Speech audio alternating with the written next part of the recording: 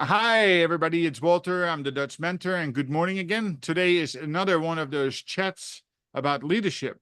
Today, I have a unique guest named Greg Powell, who is going to talk to us about how he got to be an entrepreneur, how he got to choose to be a fractional CFO in his space. Greg and I met each other in a coaching program called Mountaintop. We have had really a nice interaction and learning from each other and continue to grow as coaches and mentors is exceptionally important, right? It's part of our commitment to continuous development. So, Greg, welcome to the program. Let's get started and tell us a little bit about yourself. Well, thanks for having me here, Walter. So as you mentioned, I'm a fractional CFO. I live actually in Atlantic Canada, so that's moved here 3 years ago from Toronto. Um, so maybe I'll just tell you a little bit about my journey, how I ended up being a fractional CFO. Yeah. So I started my accounting career long ago. It seems a long time, but started at the bottom. I remember reconciling the petty cash box and having to work my way up, and always wanted to be the CFO. So did the junior accounting, intermediate accounting, became controller. Just kept working at developing my skills and finally getting to the big chair at the top. Worked in a variety of different industries along the way. I spent the early part of my career probably in the retail space. And then once I started getting more senior, I actually went into the mining industry, which was quite interesting. Public companies, mines all over the world. I've been to Russia, Vietnam, Thailand, all through Canada, and spent many years in the mining industry. Eventually left the mining industry when there was a downturn in the economy, went into the tech sector and did hardware, software, fintech. And then the last little bit, I was CFO of a pharmaceutical company. And I was working a lot of hours. I was working those 60, 70, 80-hour work weeks, trying to get all the stuff done, and was missing out a lot on life. I remember one time coming home and, my daughter had grown and her pants didn't fit her anymore. And when did that happen? Right. So I missed it. And decided at one point that this was no longer for me. I just didn't want that lifestyle anymore. And the pharmaceutical company that I was with had a drug going before the FDA, and should that drug got approved, it would have all taken off. Needless to say, that the drug didn't get approved, and I decided to leave that company. And I remember sitting on the balcony of my condo in downtown Toronto, polishing my motorcycle boots, going, "What do I do now?" And uh, the idea of being a fractional CFO had always sort of been there because the mining industry used that a lot. Used a lot of fractional CFOs because they were smaller, maybe junior mines. And I was initially approached by an organization called the CFO Center. And that's what they do. They have fractional CFOs, they help the CFOs get clients. And I thought, well, this is an opportunity for me to take my expertise from working in publicly traded companies, audits all the time, all sorts of issues. I'd worked with some smaller companies on the side before, but I thought this is my opportunity to take that expertise and apply it to the small, medium-sized company that needs a CFO, but just not one full time. That would allow me um, to help these companies set my own schedule and live a different life while still being in the accounting and CFO world. And that worked really well. I was with the CFO Center for a little over 3 years, and then just decided to fully go out on my own this January. And that gave me the opportunity to offer my clients a little bit more variety, a little bit of a cheaper price, but also I could come up with different pricing plans and ways I could work with clients. And it's been a great year. It's taken off. And one of the things I love about being a fractional CFO is just the variety of clients I have. I have a tech company. I have one in the fishing industry. I've worked for retail restaurants. Um, so the variety is there. It's been a lot of fun. A lot of fun. Excellent. It certainly is a big leap, right? Going from that high pressure 60, 70 hour work week. I found myself into that same trap, especially through COVID, working 5, 6, 7 days a week, 10, 12 hours a day on the telephone. And I said, listen, why am I doing this? This is just crazy. This is nuts. It's like, and I've made three big changes in my career. And I love every single decision that I have made because it really gave me back, the deep appreciation for life and getting more quality time with the people that matter most. To Hmm. make a big decision, many factors come into play. Talk a little bit about how you came to make the decision so you kind of talked a little bit about that family became more important than money. But it's not a binary decision, right? There are other things that come into play. How did you end up making that decision that this was the right one for you to make? Well, I was getting divorced. So I realized that, I was just not available. Um, Also, too, when I was going through some marital problems, I looked around at my friend base and realized it was small. Um, I spent so many hours in the office that I did not develop my personal relationships. And even though I'd had fun riding out on my motorcycle with friends and doing events, I just didn't have that. My circle was way too small. I said, this just is not a way um, to live life. So again, as I mentioned, I was sitting on my balcony, polishing those motorcycle boots, thinking, what do I do now? And I ended up making a couple big decisions. One was to go out and be a fractional CFO. I said, I'm taking this lead. And not too long after that, I made the decision to move from downtown Toronto out into rural New Brunswick, the far east of Canada. I went from a condo in downtown Toronto to a 100-year-old farmhouse on 40 acres in rural New Brunswick. So that decision was more a return to my roots.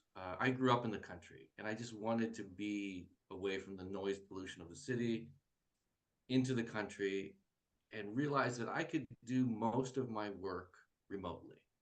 Yeah. Um, some of my clients still like to see me. I was at a client yesterday, and they like to see your face and shake hands, and sometimes you need to see things, right? Like Yeah. this was a lobster processing plant, so walked through a lobster processing plant yesterday to see how it worked.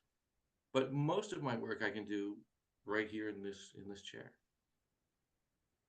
It is it's really good, and congratulations for making that big leap. And because on the end of the day, you'll reap the benefits, right? You will be closer to your daughter. You will feel better about life, and you're able to breathe. I'm sitting up, up in the beautiful Adirondacks, and I feel the same way. Away from concrete city, back in the mountains. I'm looking out of my window, looking at the lake, and if anything, I can kick my feet up and say, you know what, life is pretty good, right? There's lots of bumps along the way, but life is pretty good. So on the part of being a fractional CFO, so obviously you pick up key responsibilities and key learnings along the way, but finance is a big field. So what is it that you do best? What is your niche? What is it that you say, listen, if somebody needs me, this is what I do best. And is there anything that you can teach the audience or a little nitbit of what they should take into consideration as they evaluate their needs for their companies? Sure. So I find that most of my clients come to me because they have a problem. They've gone to the bank to get financing, and the bank has, for whatever reason, turned them down, and there's an issue with their financial statements. So I'm really good at cleaning that up. So I have a look at your financial statements, and I'll be like, okay, we need to do this, this, and this. Sometimes it's a 1 month job to clean up the financials. Sometimes it takes 6 months. It really depends on the organization, but I'm really good at that cleanup. Once it's cleaned up, I love helping them grow, right? You want to go out and get some financing? We got a good set of financial statements. Let's do it. Let's tell the story of the company. So the cleanup, then the growth. That's what I love to do. And um, I've done it successfully over the last couple of years. I helped a guy almost double his revenue buying, we were able to acquire some additional companies. Sometimes I go in and there's not a lot of cleanup that needs to be done, but there's just more of an in-depth understanding that's required. Um, and that's a lot of fun just to see you never see that hockey stick growth. That's a nice little chart, right? It's Yeah. always this steady. Sometimes there's a big bump, but that's when you see the real success, when there's just some really good steady growth and everybody sleeps well at night. Um, if if there's one thing that I would tell any size company to start doing, would be to review your balance sheet every month, if not every couple weeks. Everybody likes to look at their profit and loss. How much revenue did I make? How much income do I have? But the real information is on the balance sheet. It's not uncommon for things to be missing. You haven't paid bills, or you have a lot of receivables that you just haven't collected. That doesn't show up on the P&L. So review your balance sheet and your income statement, but spend a little bit more time on the balance sheet. I find that entrepreneurs, especially your smaller companies, just don't do that. And that's where the hidden problems are. And Yeah. if people were to do that enough, they wouldn't need me as much, right? The cleanup would be shorter because they would understand. Also, too, you find out that people realize they don't know what they don't know. They were unaware, for example, that they had outstanding receivables more than 90 days. Somebody just didn't tell them, or the bank reconciliation hadn't been done. So that's where the real hidden information and growth opportunities are on the balance sheet. Very interesting. So what does a decision matrix look like for, I'm a small business, let's say I have a couple $1 million of revenue. I don't, my CPA kind of maintains the books in the background for me. When does a company need you? When would it be worthy to them to hire a fractional CFO? It's like anything else. It's probably never too early, right? Don't go to the doctor when you start having pains. Get your regular checkups. If you're a small company and you're thinking, well, what else could I do? I'm more than happy to have a conversation with somebody. And I told an individual the other day, you don't really need me. He was a small enough company, things were running really well. I said, what we could do is every quarter we could have, a conversation about where your financial statements are, some of the information, and where can we go from there. I would suggest that almost anybody do that. Once you start getting, up in a couple $1 million in revenue, then maybe you need a little bit more conversations, or you need somebody to do more accounting work for you, rather than just visiting your CPA at the end of every year or every quarter when you have to file some tax installment. Maybe it's a little bit more frequent, but it also depends on the complexity of your company. If you're a $2 million company that has a lot going on, you just maybe need a little bit more to look at. And your jurisdiction, here in Canada, oftentimes we have to file quarterly sales tax returns, which can be a little complex. So maybe it's a quarterly call, but it's never too early. But I would say if you're a smaller company, you probably don't need somebody every week, maybe once a month, maybe it's only half a day a month. And, one of the things as a fractional, that's exactly what it is, right? You don't have to hire me full time. We can decide, is it going to be a couple hours every month? Is it going to be half a day? Is it going to be 2 or 3 days a month? So we figure all that out within your budget, within your comfort. And then I'll tell you what I'm going to deliver to you. So if that sounds valuable, let's go. Excellent. Very interesting. I think that, and I think you and I had a conversation previously about that. I like this, the fractional COO role as well, right? It is, and the CFO is not just the accountant. The CFO also gets involved in understanding an operational side, more on the merger acquisition or positioning and banking piece of it. The fractional COO role also has a very strategic interest to companies that don't have somebody like that. So I love the role itself. If people want to reach out to you and find you, where can they find you? Probably the easiest way is through my website. It's fifthridgeventures.com, or I'm on LinkedIn. Easy to find, Greg Powell on LinkedIn. And those would probably be the two best ways to reach me.